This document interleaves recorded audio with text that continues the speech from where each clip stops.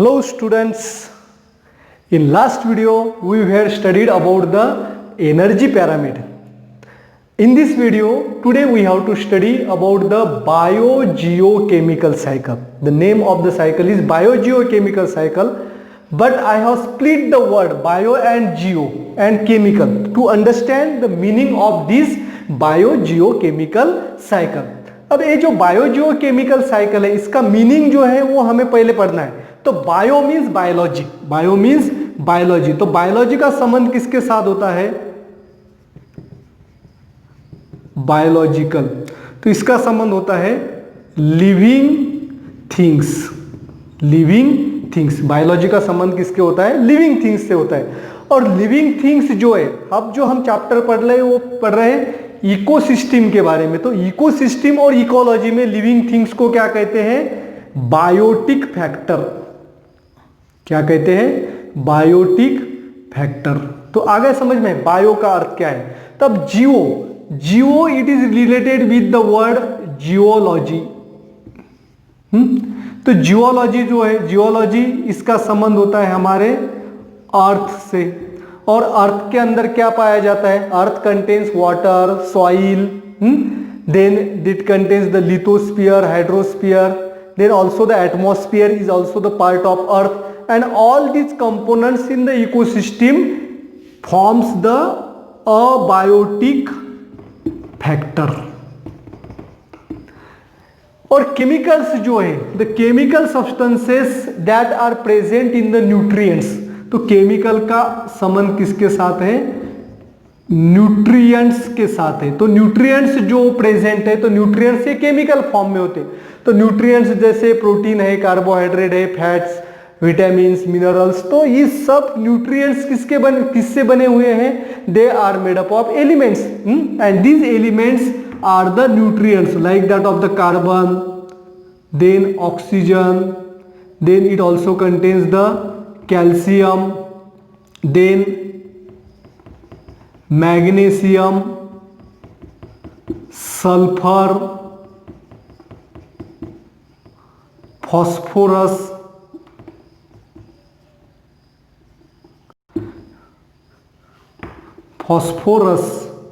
तो calcium, magnesium, phosphorus और जो केमिकल्स है ये सभी किसके अंदर आते हैं? न्यूट्रिएंट्स के अंदर. अब साइकिल, तो साइकिल तो हमें पता है, साइकिल बाइसिकल सबने चलाई, उसके पहिए जो है वो क्या रहते हैं? सर्कुलर रहते हैं, इसीलिए उसे साइकिल कहते हैं. The cycle means the chain और the events which are repeatedly taking place are called as cycle. इसे क्या कहते हैं? साइकिल. जैसे हमने पिछले क्लासेस में वाटर साइकिल के बारे में पढ़ा है. वाटर साइकिल में क्या होता है? जो हमारे धरती के ऊपर जो पानी है उसका इवेपोरेशन होने की वजह से it converts into the water vapours. These water vapors go high into the earth atmosphere and it converts into the cloud, and again there occurs the rain, and due to the rain the water falls on the earth. यहाँ पे water से क्या बनी है? Vapours बने हैं, vapours से cloud बने हैं, क्लाउड से पुनः हमें क्या मिला है? वाटर. तो यहाँ पे ये क्या हो गई है? साइकिल कंप्लीट हुई है. वाटर से फिर वाटर हमें यहाँ पे मिले. तो this cyclic changes are taking place. तो यहाँ पे साइक्लिक चेंजेस किसके बीच में होता है? तो बायोटिक कंपोनेंट, अबायोटिक कंपोनेंट और जो केमिकल्स है इनका एक साइकिल जो है हमारे धरती के ऊपर चलते रहता है. Therefore it is called as biogeochemical cycle. तो biogeochemical cycle means the cyclic flow of nutrients. Nutrients का साइक्लिक फ्लो होता है. The cyclic flow of this nutrients within our ecosystem in the form of biotic and abiotic component is called as biogeochemical cycle. Therefore the cyclic flow of nutrients within an ecosystem, the cyclic flow of nutrient within an ecosystem is called as biogeochemical cycle. और ecosystem किससे बनी है? Ecosystem is made up of biotic and abiotic factor. तो इसका अर्थ क्या होगा, ये nutrients का फ्लो किसके बीच में होता है, बायोटिक और अबायोटिक फैक्टर के बीच में न्यूट्रिएंट का जो फ्लो होता है उसे कहते हैं बायोजियोकेमिकल साइकिल। तो आशा करता हूं आपको बायोजियोकेमिकल साइकिल का अर्थ जो है यहां पे पता चला होगा। तो biogeochemical cycle we have studied the cyclic flow of nutrients takes place in our ecosystem, though the flow of energy in ecosystem is one way. Energy flow जो है, energy flow is one way and the flow of nutrient is cyclic. तो इसके बारे में हम पढ़ेंगे। तो energy flow one way क्यों है, इसके बारे में डिटेल में हमने पिछले वीडियो में पढ़ा था, फिर भी मैं शॉर्ट में आपको बताता हूं कि जो भी एनर्जी हमारे इकोसिस्टम में मिलती है वो किससे मिलती है, हमें मिलती है सन से। We get the all energy from the solar energy and this solar energy cannot be return back to the sun. जो सोलर एनर्जी हमें सन से मिली है वो एनर्जी वापिस सूरज के पास यानी कि सन के पास नहीं जाती है, therefore there is no cycle. तो एनर्जी फ्लो का क्या हुआ है यहाँ पे, वन वे, क्योंकि एनर्जी आती ही रहती है sun to our atmosphere earth, लेकिन वापस नहीं जाती है। Therefore we say that flow of energy is one way. लेकिन flow of nutrient is cyclic. तो साइक्लिक फ्लो ऑफ न्यूट्रिएंट्स कैसे होती है, we know that all living organism requires the nutrients for their growth and when they grows there occurs the flow of nutrients in between biotic and abiotic. Therefore the abiotic factors are continuously converted into the biotic factors, while these biotic factors again get reconverts into the abiotic factor. तो ये यहाँ पे cycle चलती रहती है, biotic factor का conversion abiotic factor में और अबायोटिक फैक्टर का कन्वर्शन बायोटिक फैक्टर में। तो ऐसा कब होता है, when we have studied the food chain. Food chain हमने पढ़ी है, तो फूड चेन में हमने देखा है कि बायोटिक फैक्टर्स और अबायोटिक फैक्टर इनके बीच में क्या होता है, there occurs the transfer of the nutrients. तो न्यूट्रिएंट का ट्रांसफर कैसे होता है, फॉर एग्जांपल देखिए प्लांट्स जो है, प्लांट्स के ऊपर डिपेंड करता है डियर, बराबर है, और डियर को कौन खाता है, टाइगर। और टाइगर और डियर ये दोनों जब मर जाएंगे तो मरने के बाद they are converts into the humus और they are convert in the nutrients. तो उनके बॉडी के अंदर जो न्यूट्रिएंट्स है वो मिट्टी में मिल जाएंगे। All these are the components of soil. तो अब देखिए प्लांट्स जो है न्यूट्रिएंट्स कहाँ से लेता है, हमारे सॉइल के अंदर जो न्यूट्रिएंट प्रेजेंट होते हैं वो प्लांट्स लेता है, और जिसका यूज करने के बाद they prepare their food material, और वही फूड मटेरियल जो है इसको खाने वाला कौन है, डियर, और डियर के बॉडी के अंदर फिर वही न्यूट्रिएंट्स चले गए। तो जब ये न्यूट्रिएंट सॉइल के अंदर होते हैं तो दैट आर अबायोटिक। ये क्या है, अबायोटिक है। प्लांट्स के अंदर जाने के बाद दे बिकम्स बायोटिक, वही न्यूट्रिएंट्स क्या हो गए अभी, बायोलॉजिकल हो गए यानी कि बायोटिक। और जब वो सॉइल के अंदर होते हैं तो वो अबायोलॉजिकल होते हैं यानी कि जियोलॉजिकल होते हैं। आगे समझ में, जियो बियो। अब न्यूट्रिएंट्स जो है बायोटिक न्यूट्रिएंट्स, वही न्यूट्रिएंट डियर के अंदर जाएंगे, वही न्यूट्रिएंट्स जब डियर को टाइगर खाएगा तो टाइगर के अंदर वही न्यूट्रिएंट्स जो है वो जाते हैं। तो उसके बॉडी के अंदर जो न्यूट्रिएंट है वो बायोटिक है, डियर के अंदर भी न्यूट्रिएंट बायोटिक है। जब ये दोनों मर जाएंगे, प्लांट भी जब मरता है तो इनका डिकम्पोजिशन होता है, और डिकम्पोजिशन होने के बाद उनके बॉडी के अंदर जो भी न्यूट्रिएंट्स है वो सभी न्यूट्रिएंट्स किसके अंदर आ गए, सॉइल के अंदर। अब ये न्यूट्रिएंट्स हो गए अबायोटिक। तो आ गया समझ में, biotic nutrients are continuously transfer into the abiotic and abiotic component biotic factors are converted into the abiotic, and this cycle goes on continuous in the nature. The cycle operates through the medium.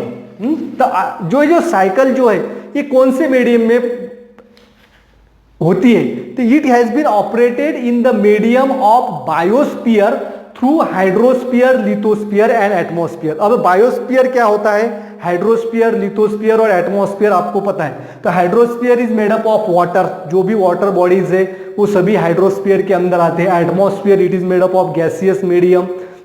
तो हमारे air जो है वो atmosphere के अंदर आती है, और लिथोस्फीयर यानी कि लैंड जमीन का जो हिस्सा है वो लिथोस्फीयर के अंदर आता है। और बचा है बायोस्फीयर। तो बायोस्फीयर किसे कहते हैं? तो biosphere is the components of atmosphere, hydrosphere and lithosphere where living things are found। जहां जहां पे हाइड्रोस्फीयर, लिथोस्फीयर और एटमॉस्फेयर, वो सभी जगह पे जब लिविंग थिंग्स प्रेजेंट है तो उन सब से क्या बनता है? बायोस्फीयर। तो इन सब के बीच में इंटरेक्शन होता है, interaction between hydrosphere, lithosphere, atmosphere with the biosphere. अब देखिए बायोस्फीयर जो है उसमें हाइड्रोस्फीयर, लिथोस्फीयर और एटमॉस्फेयर तीनों के साथ क्या होता है? इंटरैक्शन होते ही रहता है। जो भी ऑक्सीजन एटमॉस्फेयर में प्रेजेंट है वो लिविंग थिंग्स के अंदर आते हैं, यानी कि वो कहां पे है? लिथोस्फीयर के अंदर है। और जब वो मरते हैं तो मरने के बाद उनके बॉडी का जो कंपोनेंट्स है वो किस में जाता है? लिथोस्फीयर में जाता है। यानी कि there is the interaction between atmosphere and environment. तो हाइड्रोस्फीयर और एटमॉस्फेयर के बीच में भी इंटरैक्शन है। हाइड्रोस्फीयर पानी जो हाइड्रोस्फीयर में प्रेजेंट है उसका कन्वर्शन किस में होता है? वाटर वेपर्स में होता है। और वाटर वेपर्स जो है पुनः क्लाउड्स बनके बारिश के दौरान वो पानी फिर से कहां पे आता है? हाइड्रोस्फीयर के अंदर आता है। देयरफॉर हाइड्रोस्फीयर एटमॉस्फेयर इंटरैक्शन हो गई। अब यहाँ पे लिथोस्फीयर और हाइड्रोस्फीयर के बीच में भी इंटरैक्शन है, लिथोस्फीयर और एटमॉस्फेयर के बीच में भी इंटरैक्शन है। जो भी प्लांट्स एनिमल्स मरने के बाद उनका कन्वर्शन लिथोस्फीयर में हो जाता है, दैट इज कि सॉइल के अंदर हो जाता है, that are converts into the soil. और सॉइल के अंदर रॉक्स भी होते हैं और रॉक्स का कन्वर्शन सॉइल में होता है, और सॉइल से न्यूट्रिशन फिर कहाँ पे आते हैं? लिथोस्फीयर में, हाइड्रोस्फीयर और एटमॉस्फेयर में आते हैं। तो ये इंटरैक्शन जो है कंटिन्यूअसली चलते ही रहता है। तो अब देखिए the cycling of biological, geological and chemical sources of nutrient in this process is complex and depends upon the energy level transfer in the ecosystem. तो क्या कहा गया है?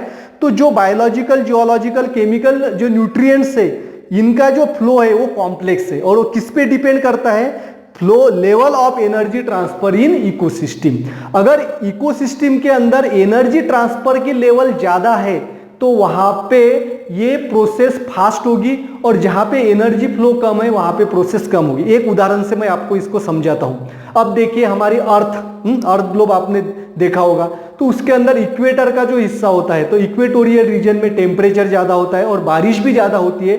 उसकी वजह से इक्वेटोरियल रीजन में फॉरेस्ट ज्यादा पाए जाते हैं, पेड़ पौधे और एनिमल्स जो है वो ज्यादा वहां पे पनपते हैं। तो उसकी वजह से वहां पे एनर्जी फ्लो ज्यादा है, क्योंकि प्लांट्स के ऊपर एनिमल्स डिपेंड है। एनिमल मरेंगे तो उनके बॉडी का कंटेंट सॉइल के अंदर जाएगा, तो ये साइकिल जो है ये फास्ट होती है एज कंपेयर टू पोल। अगर हम पोल के अंदर जाएंगे तो वहां पे तो बर्फ है, पानी है, तो वहां पे जमीन कम है, तो वहां पे पेड़ पौधे भी कम है और एनिमल की संख्या भी कम है, और जो भी एनिमल्स है वो छोटे छोटे जीव जंतु वहां पे रहते हैं। तो वहां पे एनर्जी फ्लो जो है उसका रेट कम है, और एनर्जी फ्लो का रेट कम होने की वजह से फ्लो ऑफ न्यूट्रिएंट्स जो है और ये जो प्रोसेस है वो भी वहां पे क्या होती है? स्लो होती है। आ गया समझ में बच्चों? तो अब हम देखेंगे बायो जो केमिकल साइकिल जो है इनके टाइप्स कौन कौन से होते हैं। तो यहां पे देख पा रहे हैं बायो जो केमिकल साइकिल जो इसके दो टाइप्स है। पहला है गैसियस साइकिल और सेडिमेंट्री साइकिल। और गैसियस साइकिल जो है इसके अंदर सभी गैसेस आते हैं, therefore it is related with atmosphere. और सेडिमेंट्री साइकिल जो है वो जो है सॉलिड से रिलेटेड है, therefore it is related with lithosphere. तो अब देखिए the accumulation of main material, that is the accumulation of main biotic nutrients are gaseous and found in earth atmosphere। तो गैसियस साइकिल के अंदर जो भी न्यूट्रिएंट्स है वो कौन से फॉर्म में? गैसियस फॉर्म में। तो वो कहां पे पाए जाते हैं? एटमॉस्फेयर में पाए जाते हैं।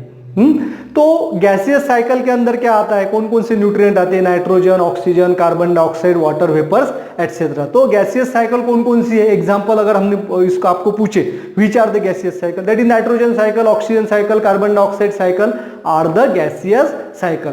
अब सेडिमेंट्री साइकिल जो है इसमें accumulation of main abiotic nutrients are takes place in the earth surface, on the earth surface, on earth crust and inside the earth, that is in a solid soil, sedimentary rocks etc. on the earth। Sedimentary का अर्थ क्या है? Sedimentary it is settle at the bottom.